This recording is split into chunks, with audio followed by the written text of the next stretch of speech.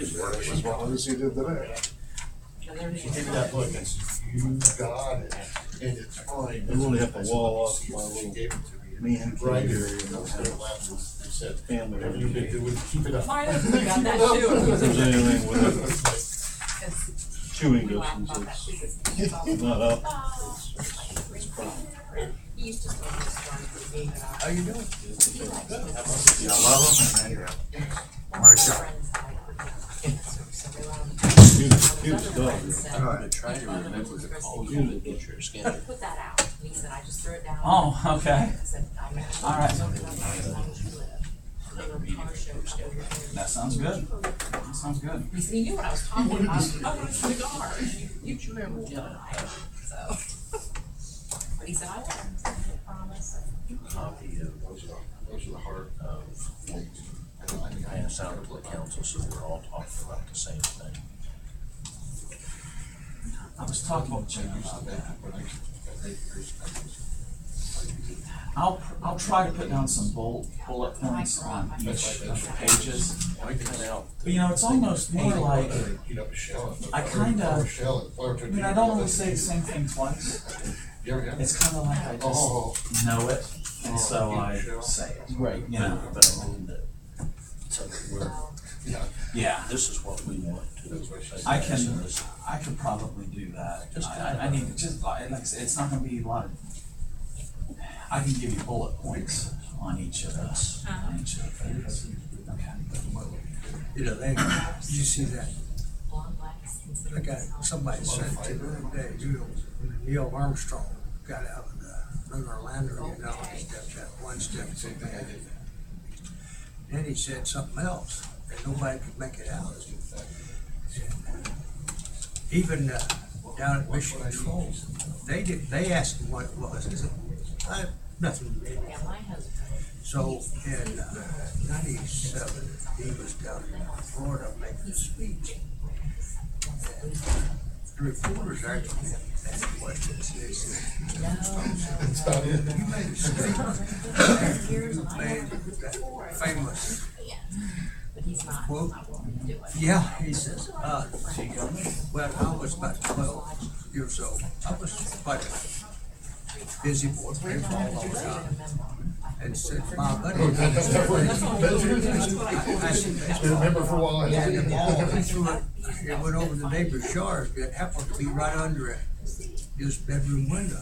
And said, when I went bent down to get the ball, he said, Mrs. Gorski says, sex, she said, over my dead body. You'll never have sex from this woman until that young boy next door walks on the moon. And he said, when I got out of London, it says, good luck, Mr. Gorski.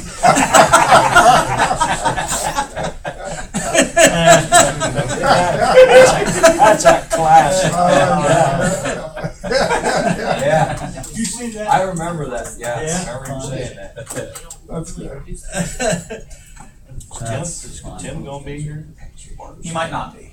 Oh, he was actually here earlier today.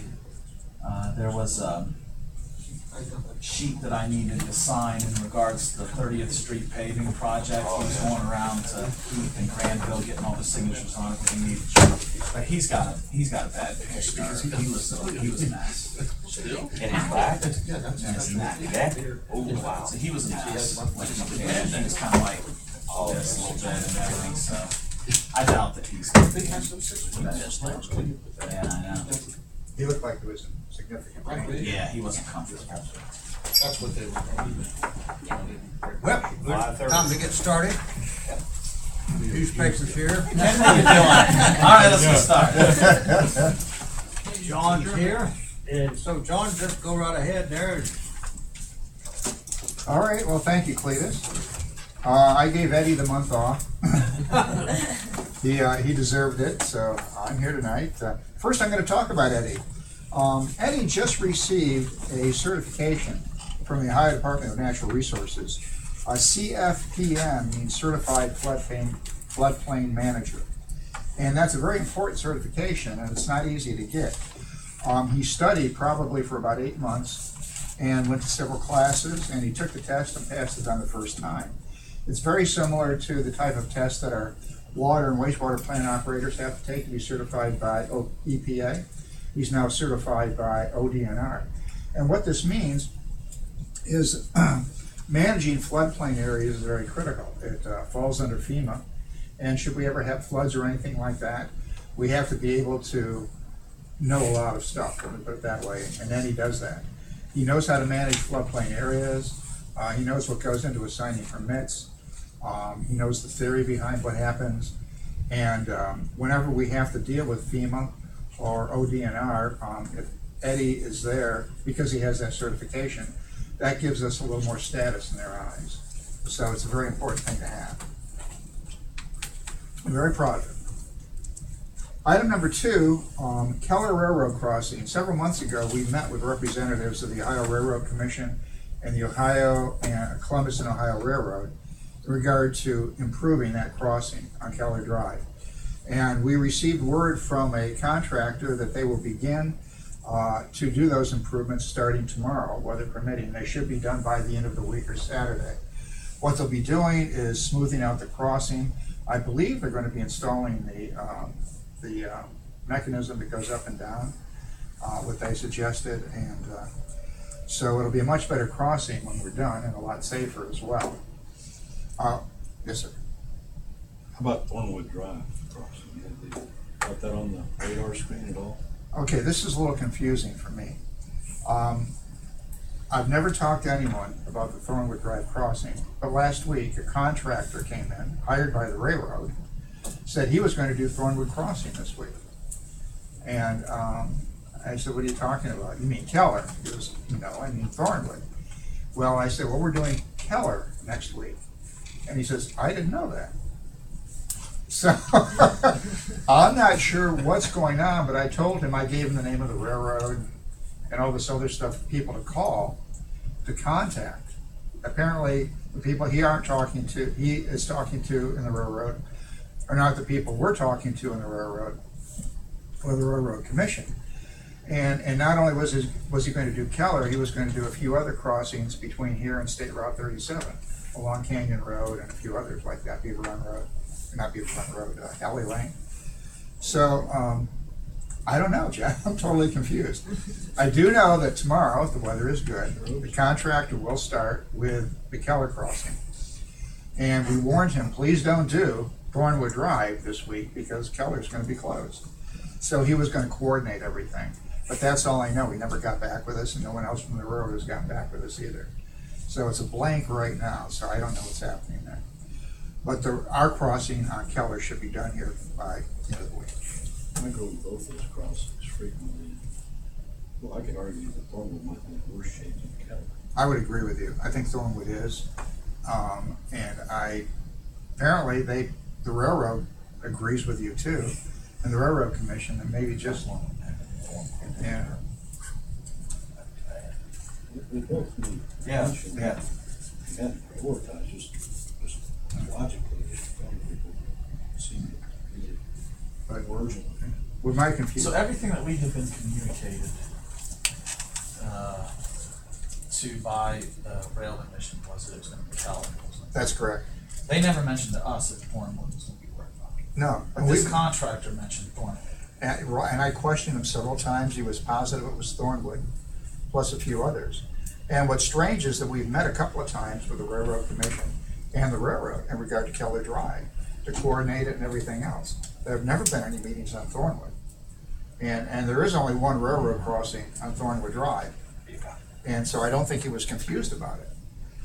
But I'm confused. I suppose there's a chance they're equally confused and miscommunicating, and we may see both of them being serviced at the same time, or I did my best to prevent that from Yeah, I hope happening. they're not both at the same time. That would be catastrophic. whatever.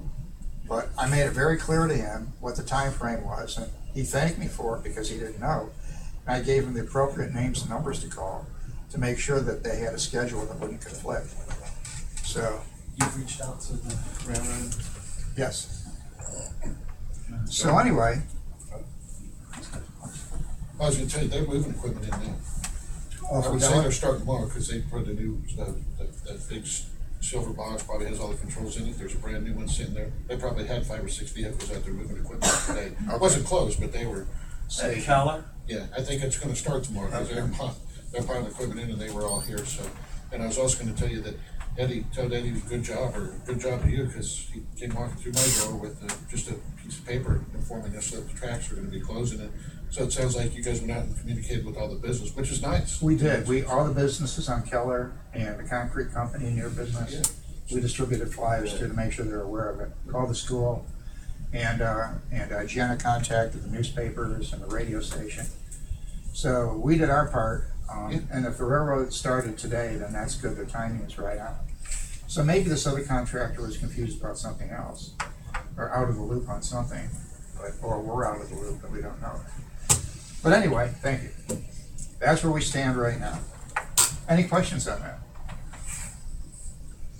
If not, item number 3, Move Ohio Forward program. That's the demolition program that we are receiving funding for through the state. Initially, we had 4 homes on the program. 2 of the homeowners decided, well, one homeowner decided to take it off the program. 1 was in court and they couldn't decide what to do, so that was taken off. Today, a 3rd one, this is the little concrete monument company that used to be on South 2nd Street where Grandview intersects. We were told wasn't eligible because it was a business, not a residential facility, and it has to be residential. So we're now down to 1 home. And that's on 79 where the old drive-in theater used to be, Price Huckleberry. The gentleman on Lincolnview, Ed, I haven't seen anything being done there. I mean, Well- is there a timeline that he's got to start to do something? I told him about a month ago that if he didn't make any improvements by the end of the year, I would be issuing violations against the house for property maintenance problems. And at that time, if I didn't see any significant improvements, then I would recommend demolition on the house. And Is this pot of money still gonna be available? yeah, it would still be available to do it because we have a year to do it. Just Newark know to kind of hold something back in case something doesn't. Well, we have 4 houses reserved for you. Oh, so that money is already set Yeah, aside. it's there. Okay. Yeah. So we can always add to the program with the amount we have. So, But if we have, like this property on South 2nd Street, it's not eligible to be part of the program. So then do we forfeit that money back into the pot so that some other property somewhere else in Licking County can be done? or we can find another property in Heath first. Okay, that's what. That's the key. We can find another property in Heath first. Our will also live there. Well, I always thought that people lived there, but years ago, when I was in high school, that used to be a very active place. And I think people lived on the 2nd floor, did all their work on the 1st floor. Eddie took a picture of the inside of it. There's no plumbing. Well, I know of a few other houses in Heath that Yeah, really. had it. That's what Eddie said. He showed me a picture of the inside of it, and in no way did it look like a residence. So, The one right, if you go down to Grandview, it's the one that's got the mailbox says US Air Mail. It says airmail, On Second Street. right there at Grandview. right where Grandview intersects South 2nd Street, it's Yeah. right there. Oh, yeah, that's second. They can help you out, John, with another house. Well, I know he has his favorite, like that. Yeah. The problem we've got too is, they found a listing for that address that showed it was a business. So there wasn't, you couldn't really argue Like about I it. said, the pictures that Eddie showed me one picture, and you looked at the inside of it, and in no way did it look like a residence. And Eddie told me that like 75% of the property had to be used for residential purposes in order, that was one of the Yeah. qualifications for the Yeah. program. There's no way there was 75% of this place that looked like residence. I mean, we're the ones that put it on the list when we did that. It's particularly me. I thought that it might get by, and it didn't, so. But we tried. So. But anyway, we'll at least get some homes down on 79. Any questions on that? Item number 4, back to the EPA. Since about 2003, 2004, when the city of Heath had to form a stormwater quality program, we have submitted annual reports to the Ohio EPA on what we're doing to improve the quality of stormwater runoff in the city. And each year, these reports have become more and more complex. Well, we wondered what happened once we submitted the reports, because we never got anything back. And finally, we got something back from the EPA on the report we submitted last year. They had a little critique on a few things that we had to correct and then resubmit. But after about 9 years of submitting these reports, somebody in the EPA actually looked at one and sent some comments back to us. It makes you wonder why you put the effort into these things. But it's bureaucracy, and that's the way it goes. So I just wanted to mention that. You don't know how serious to take these programs sometimes. With this stormwater quality, we put tons of effort into that. And we never know if the effort is worth it or not. And sometimes I still wonder myself. But practicality is not the question here, it's bureaucracy that's the question. And we do our best to meet all the bureaucratic needs. I think part of that answer is, it wasn't too long ago, they had a study on the river out here, the North Fork, and how clean it was. Mhm. And I'm sure if we had attempted to keep stormwater somewhat clean, it probably would be dirtier than how it came out. I mean, that's ultimately what you're trying to do, is keep the river clean.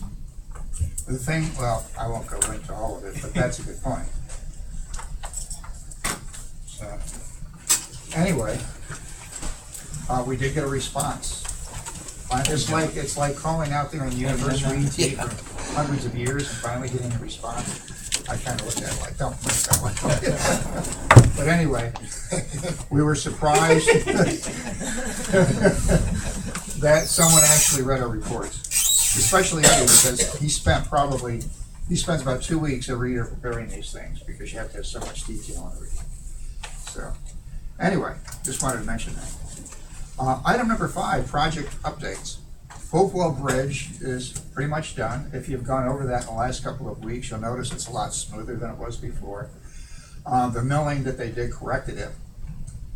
And they also told us that every time they put a bridge down that has the same kind of structure as this one does, you do get some of that swaying. And as a result of that, they are now making it a standard procedure to do milling on every bridge that they construct that has the box beam type of structure. Now ours was significantly more than you normally find, but their correction to it was very good. It smoothed it out. If you go over it, you don't even know you're crossing anything. So I'm personally very pleased with the quality of the bridge when ODOT finished it. I think they did a very good job on that project. And it's done, and to my knowledge, there were no change orders or anything else that we'll be responsible for. We won't know for sure. It usually takes 9 to 10 months to get the final billing and then get everything back, but I don't anticipate any change orders on that project. And we didn't have to pay anything for the corrections we made. Well, your first son, if you ever have one. Yeah. Yeah, I forgot to tell you that. Oh, okay. But no. That was all part of the process. That was a quality control measure that they wanted to make sure was done. And it was done because the quality wasn't good, and we would not pay for it anyway. Someone else would, the engineer would, or someone else. There's got 2 daughters, that works. Yeah. That's right. Go ahead. Go ahead and enter into that agreement. He may have already given his first. All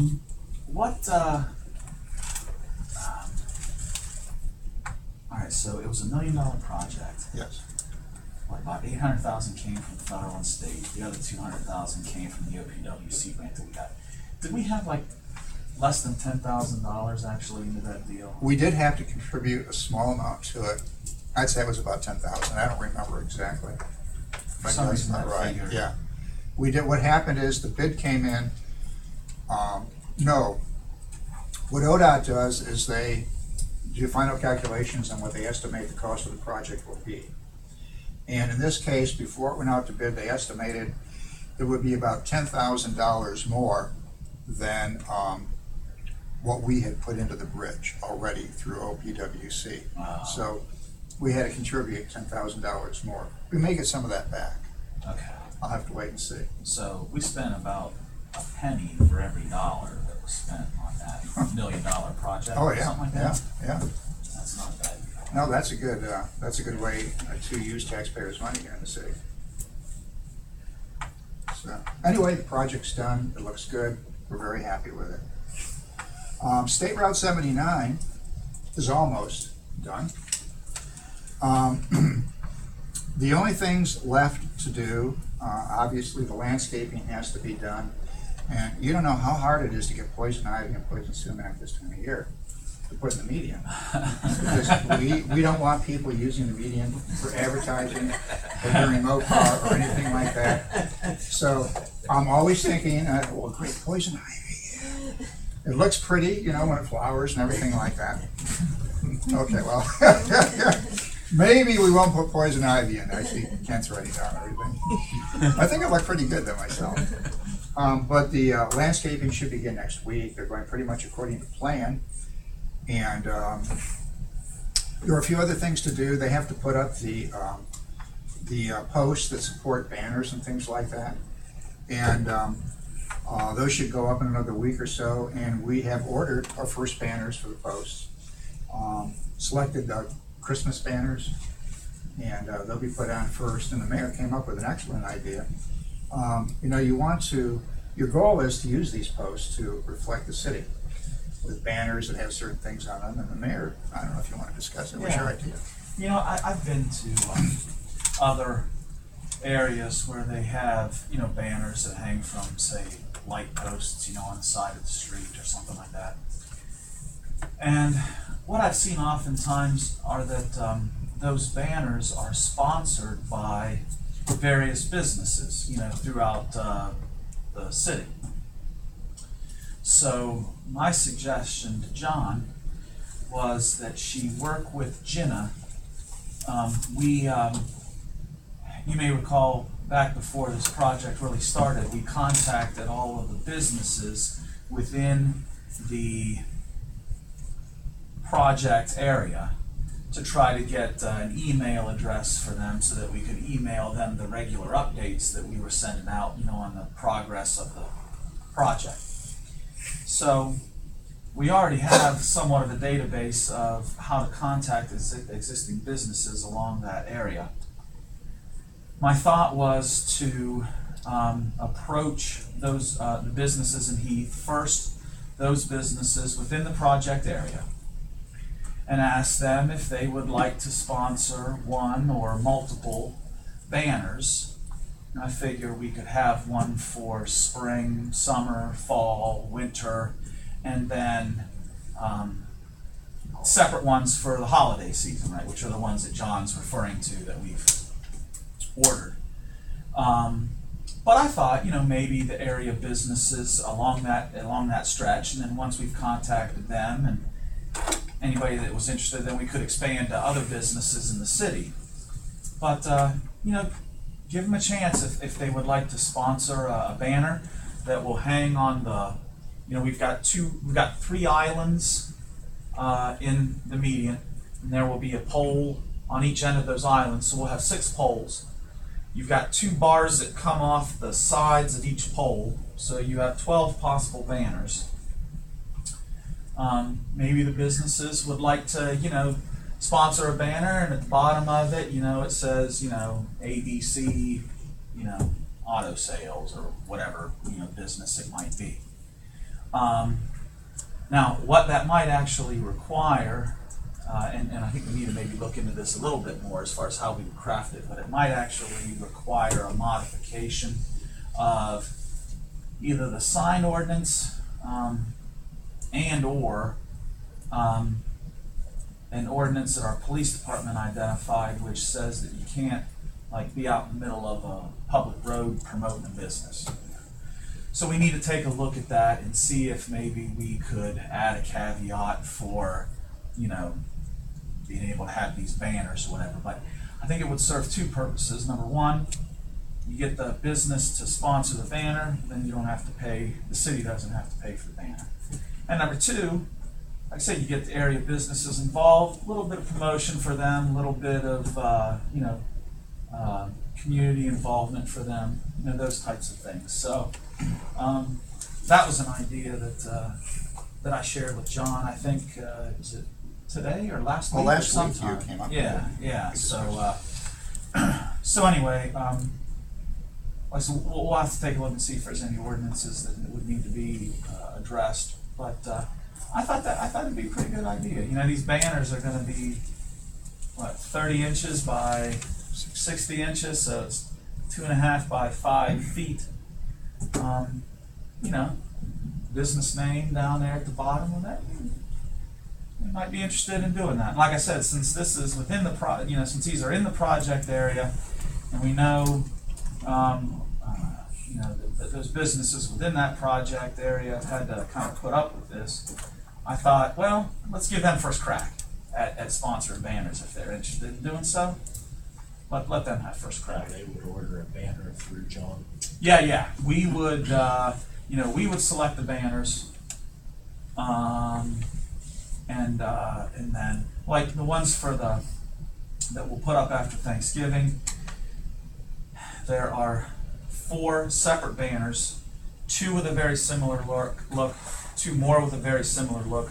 Both of them are somewhat similar, so we'll order 3 of each, and then that way we can have them staggered on these poles that we're talking about that are on these islands. So yeah, we would select the actual banners, but then we find out who wants to sponsor them, because we can have customization done to put their business name, like on the bottom of it or something like that. If it doesn't totally, so I'm gonna made a Heath flag, a US flag or something like that. You can do that. What you can do too is we can advertise city events. For instance, the dog paddle or something like that. We can have a custom-made banner, dog paddle, sponsored by Dr. Sign, something like that. We could have it for Victorian Christmas, and you do the banner with whatever you want on it, and then sponsored by. So you can use it for a lot of things. So. Anyway. I'm sure a lot of us have seen those types of things in different cities, whatever. But that's the kind of thing we're talking about. The first one actually will have the mayor's picture on every one. Different poses. No. But anyway. Here's your media. Sorry. How much was that 79 in conjunction with the bridge cost us a penny on the dollar? 79 cost us about 79. 4 cents on the dollar. 4 cents on the dollar. Yeah. As I'm out casually talking to voters about this income tax increase, we may want to drive that point home. Yeah. Hugely. Yeah. There's a perception in this community that we spent a whole lot of city money on this project, and we did. And I knew we didn't. I just didn't know the exact numbers. So 4 cents on the dollar needs to be emphasized, that we got a lot of money from a lot of other places besides here. Yeah, our coffers. Yeah.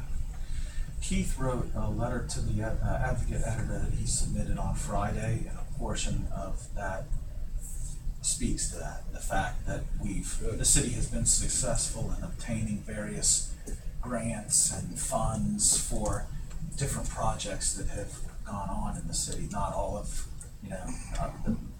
most of the money's not coming from the general fund for those kind of things. That should be a big part of talking about bullet points for getting out and going door to door. Let's make sure that is emphasized. Yeah. I'm getting some static about that. Yeah. And they just don't know.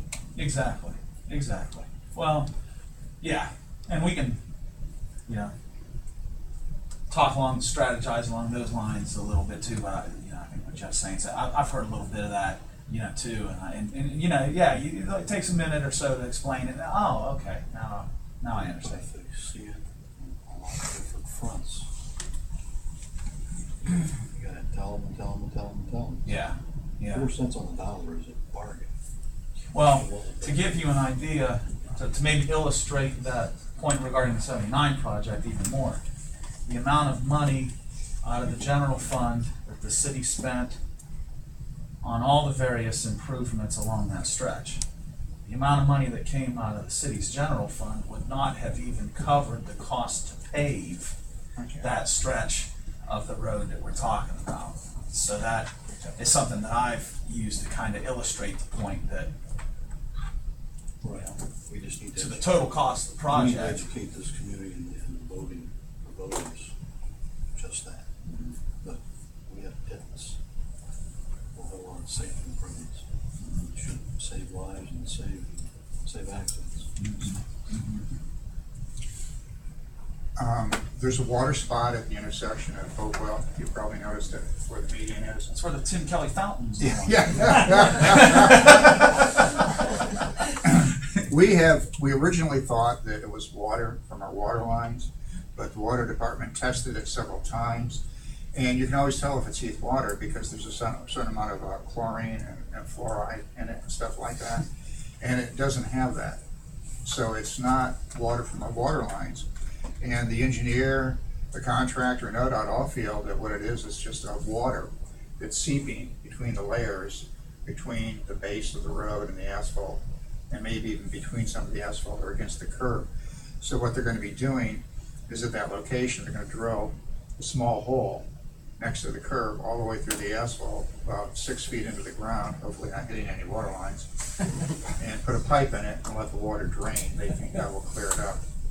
So hopefully that will be resolved. John, let me ask you just this one question, because we've talked about this numerous times, but for some reason it's just kind of popped in my head today.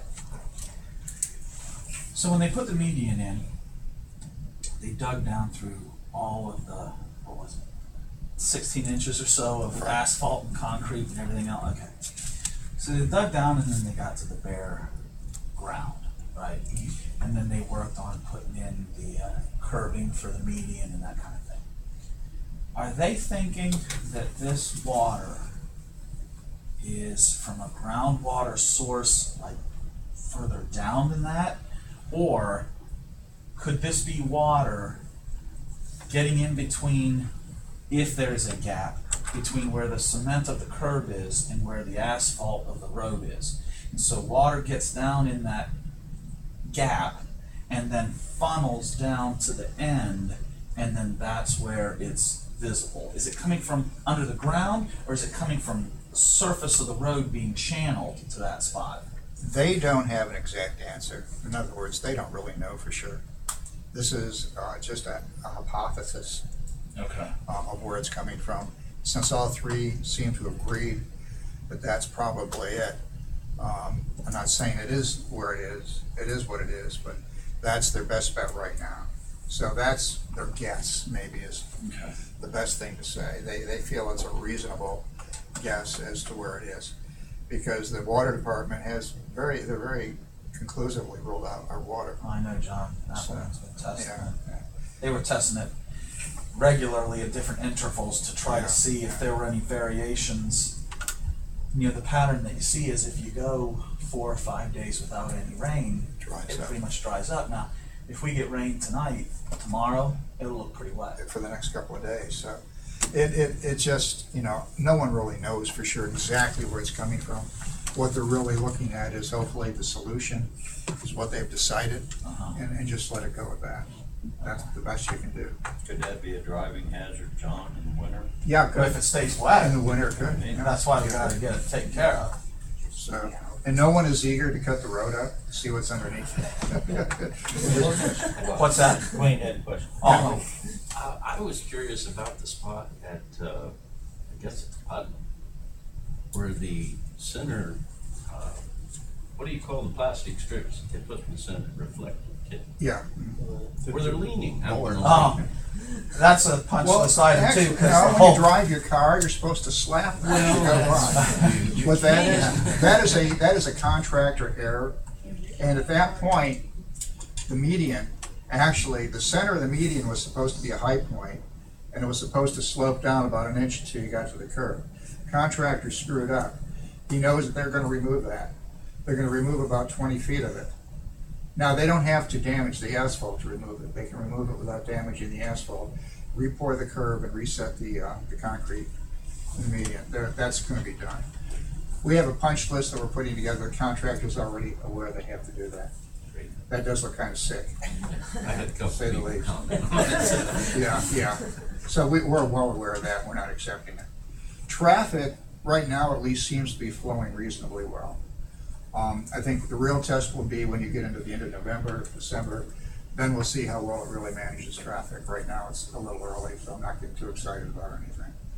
We still need to monitor that Putnam Radian intersection. Oh, yeah. I've noticed that folks heading northbound, turning on to Putnam, they're getting a longer time for that left-hand Right. turn, which is good. And it seems as though the folks who are heading southbound are getting a longer green light to do so, but we just need to keep our eye on that. It's a little trial and error. They have scientific ways of determining what the timing should be, which is what they use.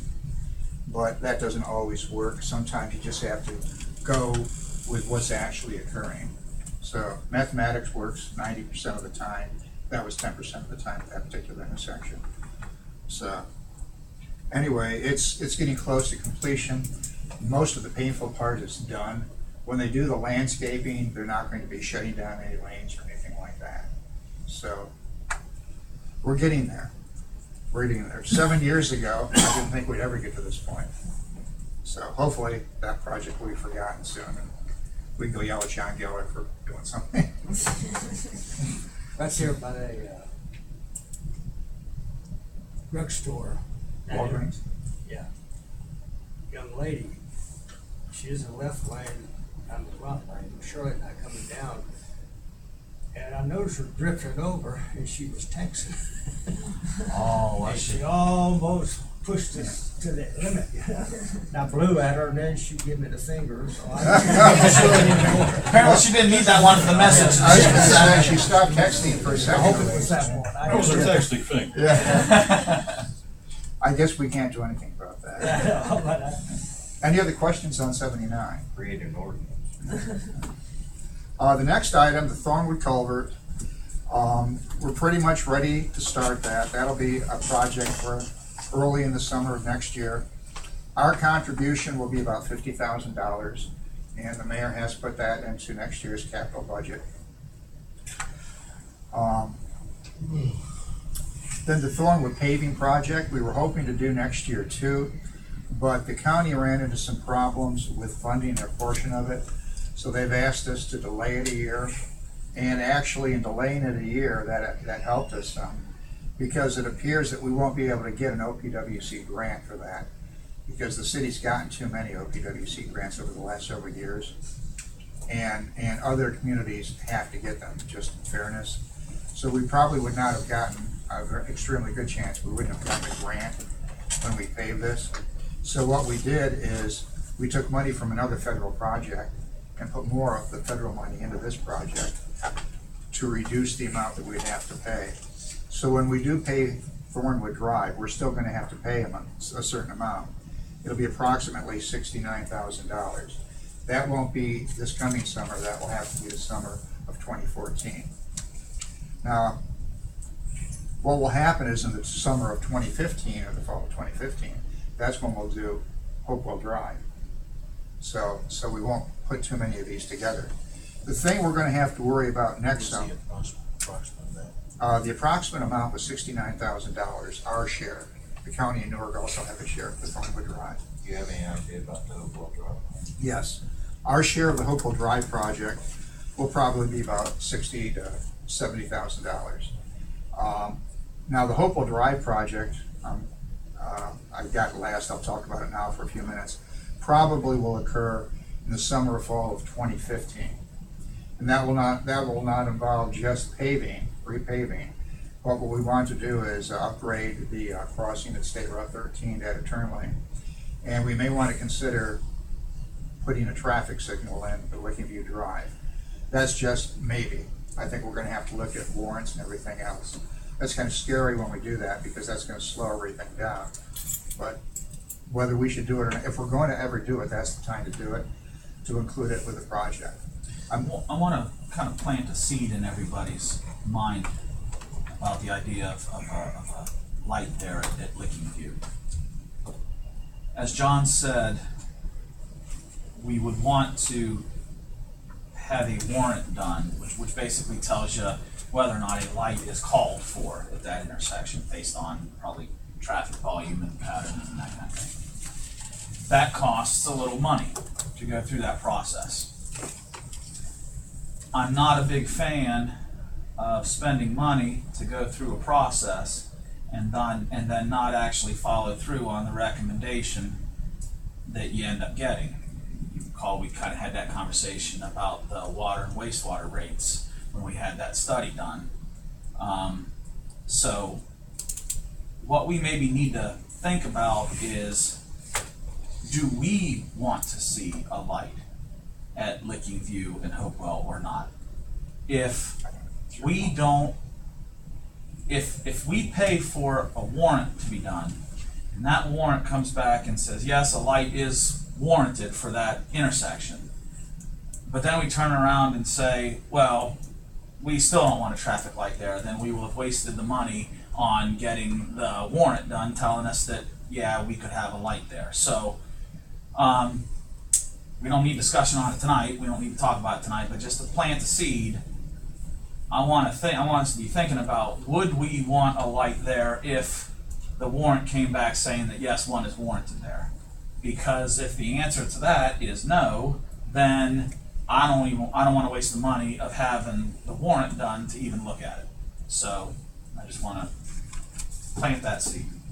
Didn't we sort of have that discussion a while back, and we talked about it being a little cost prohibitive because we talked about the cost? Wasn't that, we had a discussion about that? I thought it was ODOT said we couldn't, for some reason ODOT had control of that stretch road. Maybe I was misunderstood. I know we had a discussion about this, that. We can, if we do, we have complete control of Hopewell Drive, and we determine whether or not we want a traffic signal to go in. The question is, where do we get the funding from if we want to do that? If we want to use federal funding for that, which it is eligible for, then we would have to do a warrant analysis. And that analysis would have to indicate that the light is necessary. Then we would get federal dollars for it. So, John, what is the approximate cost to put a light? I would say anywhere from $75,000 to $100,000. I think this is the discussion we had before. That's just It's the same discussion I remember. I don't think we came to any conclusion, and we had asked Chief Shepherd to turn in an accident report on that, to get an idea how many. You want to be very cautious, because once you put the light in, it's there and it's not going away. So the question is, do you need it? And you want to be absolutely sure you need it. The reason I brought it up tonight is if you were going to do it, it would be more economical for the city to do it at the time we do the Hopewell project. So it's not that you have to do it as part of the project, it's not even necessary. The question is the timing, is if you think it's necessary, that would be the time to do it. So, I mean, you have time. Yeah. I think Nick is right, that one of the safety meetings, we did ask Chief Shepherd, if he could get us some data on, how many accidents may have occurred there. And that should be free, and then from that point, you might decide, well, is a study warrant, We actually had a warrant done at one time, but that's expired, and you would have to have another one.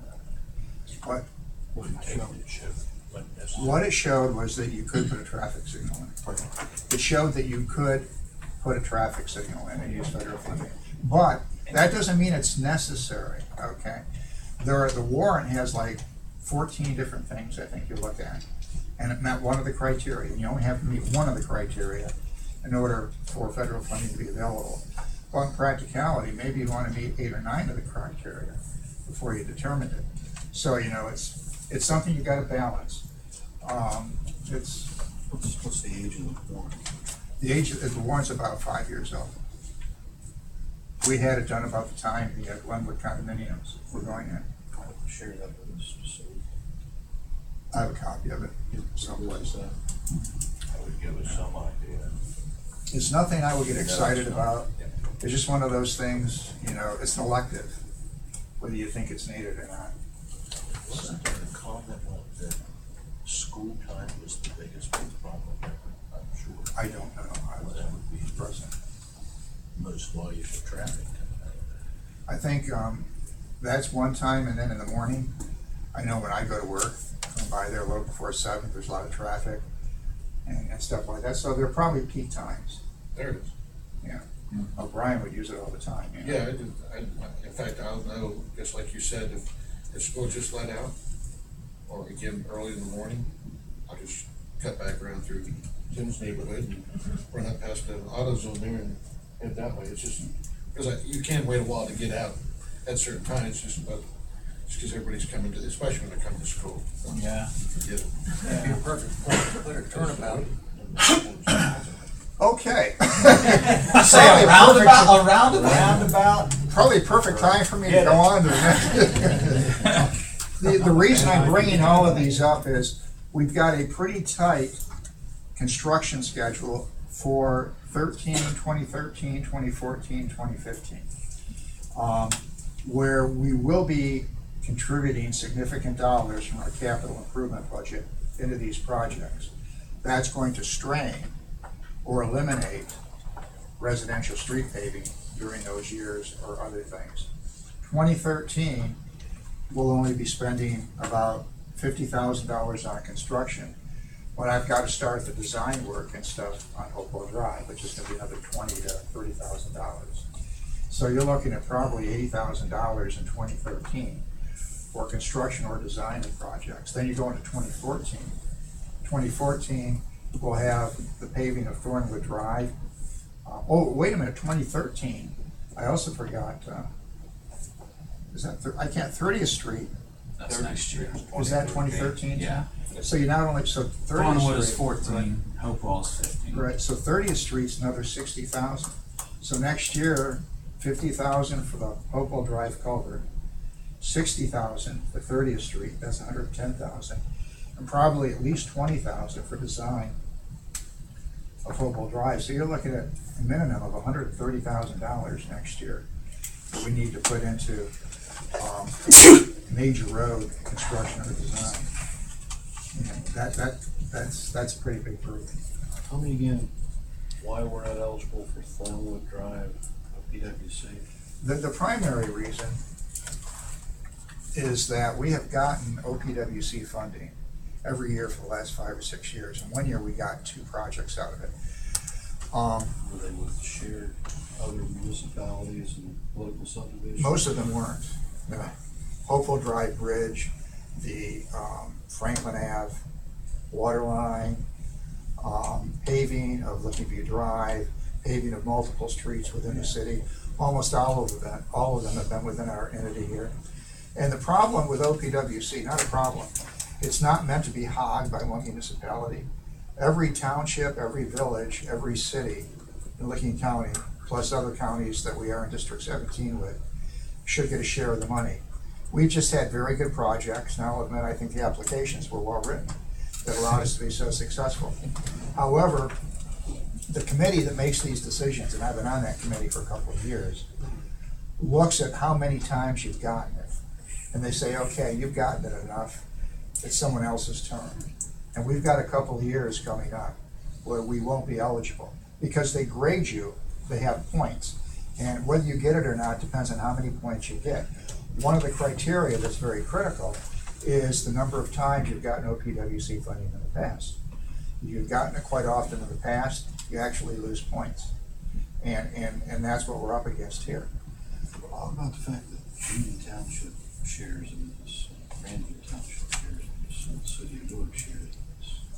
Where does that come On in? Thornwood Drive, the 3 entities, Union Township actually is not involved in Thornwood We thought they Drive. were. We thought they were, they are not, it's the county. So it would be Heath County and Newark that would be involved. What happened is when we initially approached this, we thought, and the county thought, that Union Township was part of the group. Then the county went back and checked its records and found out that the tax maps where they label the municipal boundaries were in error, and that Union Township didn't even have a portion of right-of-way on Thornwood Drive. It was all county, not Union Township. Anyway, what it is you do get you do get points for having cooperation between municipalities when you do a project, but there's a problem there in that Newark, which would have been one of us, couldn't participate because they're already involved with another project in Newark.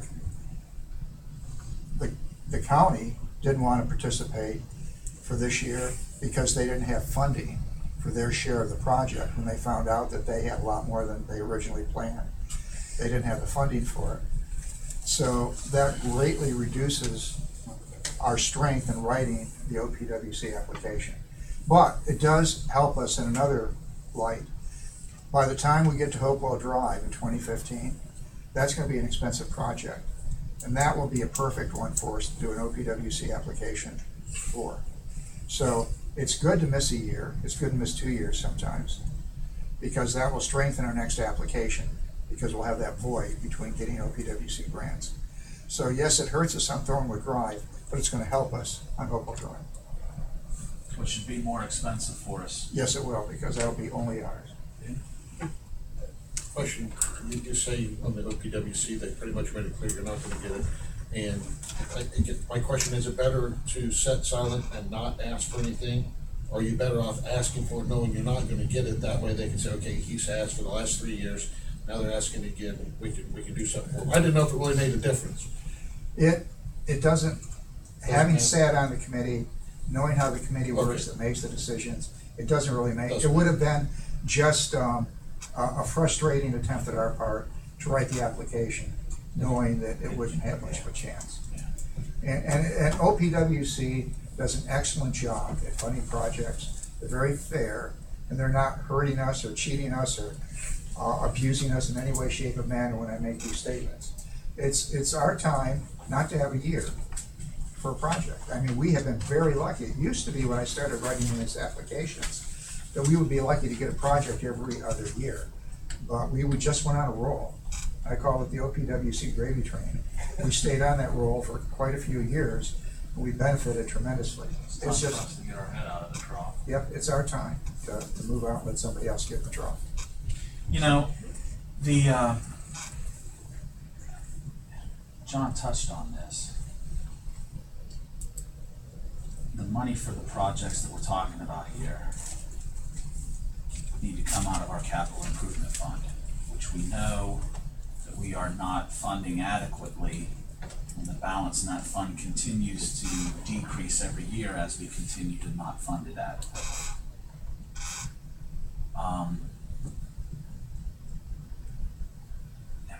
These projects, since they involve federal money and state money, the city for years has committed to doing these projects.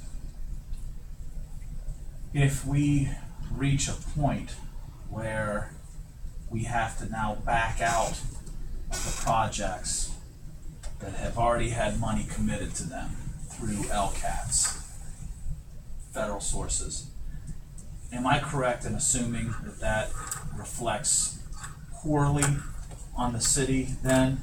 Should we ever go back to LCATs for a different project? If they make a commitment, because I know they have things planned years out, so we've been slotted for these. If we are not able to meet our match and that project falls out, am I correct in thinking that that negatively reflects on the city should the next project that we want assistance with come along? Yes, it does.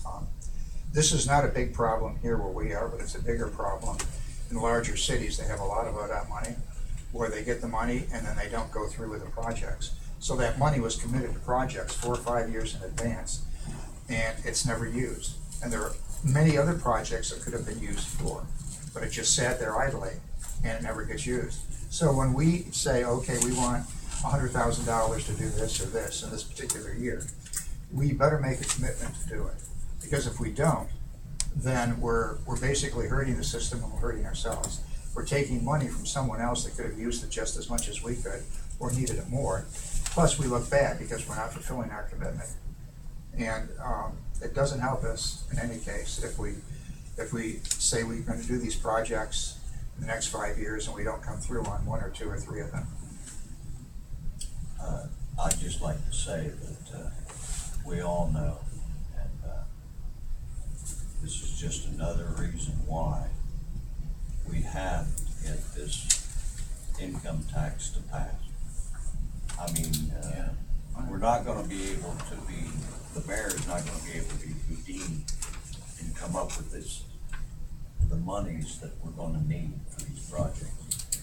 And people need to know that we need the income tax 0.4% to pass. Well, these type of projects, as John alluded to, certainly put a strain, if not, make it impossible to do paving on neighborhood streets and side streets, those kind of streets that we know we're never going to get any kind of grant money to help address. And these are we're talking about the streets that are right in front of our houses. So, Doug's right. The fact that we have this income tax issue on the ballot and the fact that this body has committed to appropriating 15% of our total income tax into the capital improvement fund, which we estimate would be about $1 million a year, it will allow us to meet our commitments on projects like this so that we don't fall out of favor to try to continue to get federal and state funding for major roads. And it'll help us address the problem of the streets that we have in the neighborhoods where we're never going to get federal or state money to help pay for those. This money is competitive, and there's only $1.5 million a year that we can use for LCAT's funding on these types of projects. And there are always more streets and more projects available than there is money. And if we plan to use certain amounts of that money over a period of time and we don't, then our chances of getting money in the future are going to be greatly reduced because we're not dependable in going all the way through with the project. And believe me, Newark could use another $500,000 a year to pave. A lot of other, Granville and Hebron and everyone else. So people are standing in line for the money. You have to be careful about not abusing it. Anyway. Anything else on that? Yes, sir. I don't know whether it's on that or not. It's on 30th Street. Exactly where are we going to pave on 30th Street? We are going to start at 79 and go north to Harris Ave, and then Newark is going to take it from Harris Ave all the way to Main Street. So it's all going to be one Thought it project. was, then I looked. So we're not covering south of 79? No. We don't really, on 30th Street? Yeah, there by where Kroger is, the entrance to Kroger there. No, and we're then not on covering far that to- at all. Union Hall, that section, 2-lane section. No. No? No. Come on, Tim. So are we responsible for the section? They went there not today, so they're done. Harris and the railroad tracks that is. They were standing beside today. That's 100% Newark. That's all in The here. right of way Really? for 30th Street starting at Harris going north is entirely in Newark. Including the railroad For them to get the ball. Heath City on the on the So side. we got, Yeah. so we got. Lives. This Harris Avenue. Well, probably is, sometime this winter. Yes, it's 100%. Yes. I remember every winter we. Probably like December or something like that. Apart from Harris to the tracks, I didn't realize that Yeah. entire street is Newark's Yep. jurisdiction. Yep. We don't have anything to do with it. Isn't part of the property on the west side of 30th? Yes. From Harris? Yeah, from Harris up to the tracks. Well, yes, everything on the west side of 30th Street between Harris and the tracks is in Heath. But no part of 30th Street itself. Right, the whole right away of the road is in there. It's not split down the It is. middle. So they've got the roads. Not part of that actual project, but hopefully done before that. I wish they'd have done it this fall, but the railroad track crossing gets redone. And they actually take out the set of tracks that's closest to Heath, the south set. There's like 2 sets of tracks. So when it's all done, there's only gonna be one track. They have to, well, 2 tracks, but one set of tracks, so to speak, that you have to cross. And the crossing gate and everything gets moved, closer to I would say closer to the donut shop or whatever. But, and then there'll be, sidewalks and handicap ramps and everything to cross the tracks there and everything as part of the plans.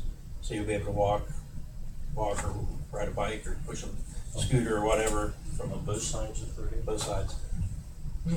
Did, were any new street signs or anything included as part of that 30th Street project, or is it just asphalt? Asphalt. And new concrete, reflectors? No, the reflectors come out. They don't go in. Yeah, we're not putting any. The, Oh, okay. The We're reflectors. gonna use the thermoplast? yeah. Okay. And we're putting in a few, ADA. Yeah, there's 180 some, I think, of those reflectors on 30th Street. I think that's what the quantities, at $2 or something a piece to take them out. And it's like maybe $10 or something to put them back in. Oh, So- okay. Or 10, well, depending on how they would bid it. But, Yeah. so if you want to do 180 times $10 just to put the reflectors back in, you know, is it worth it, you know? Not if they're using that thermoplast for the striping, Right, because that's that's very all. reflective Yeah. and long lasting. And you've got street lighting, so the question of whether or not you use the reflectors on the street lighting is always the question. Any other questions? I will not be here at 7:30 for council, my last against this. But it was a pleasure being here tonight with you. Give Eddie a break, like I said. Eddie's been done about a half hour. Hey, John, one question back on the water problem at the end of the median on 79, you know, water. 15 minutes. John Geller and I talked a bunch about it. I've thought of a whole bunch of different scenarios that might cause a problem and stuff, but do you think if it is the, I'll call it the rainwater getting in underneath the concrete and, you know, going down that way, that even if we put the drain there, if it, in the wintertime, water get in so far, freeze the thaw, that it might blow out the concrete itself, the brick, you know? We don't know. That's what I was worried about, was, you know, that situation. There are any number of scenarios You that know. you couldn't predict. Number one, we're not absolutely sure what the Yeah. problem is. We're guessing at it, that's the best guess. Number two, there could be something else besides this, or something entirely different. And number three, anything can happen. You really don't know until it happens. So that's a possibility just as much as a lot of other things, Tim. Yeah. You can't rule it out. But you say right now they're just gonna drill a hole down here like a It's a drywall drain, kind of yeah, situation? just a dry well Okay. type of drain, and hopefully that The will. only other alternative that I could think of is you dig a slit trench right across 79 and have a pipe run into the drainage ditch there on the east side is the only other alternative. Well, I thought about having them take like like you do a water line, you take a mule, just, you know, go underneath and bore underneath and come up in that spot, like, you know, cut you out a hole right at the end of that. Do that way, pull a pipe back through. Shoot a and hole get- through there. Yeah, Yeah. and then run it back, that way the water has a way to get out as opposed to freezing. Especially if you keep it like 3 foot deep or so that Yeah, it you won't could, freeze. you know, you want to worry about the freezing, that way all the water keeps going and stuff. Try the simplest solution first, Yeah, and hope yeah. it works. If not, And we're maybe gonna if you- have to revisit it. And maybe if you get plant material in those islands, if the water is getting in that way, maybe that'll help You a little bit know, too, you know. because it tends to drain downhill as you go Yeah. towards Hoopa. So anything's possible. Well, they're gonna start 30th Street first of the year. They're gonna start 30th Street sometime in the summer, next summer. That's a good question. John, Yes, sir. let's just talking about that. Whose responsibility is it to drill the hole down there right now? Is that ODOT's responsibility? Yeah, that's part of the contract. Okay, a year from now, if we were wrong and maybe it needs a more extravagant fix, whose responsibility is it? Ours? After year's over, it'll become ours. 1 year, Yes. we get 1 year, okay. 1 year? Generally, there's a 1 year Okay. So if the problem doesn't rectify itself. from when we accept it. Yeah. When the clock Can you starts to run. refuse on to 1 year. accept it if it's? If we have Before we good say reason, if we have good reason not to accept it, then we could, but it'd have to be a good reason.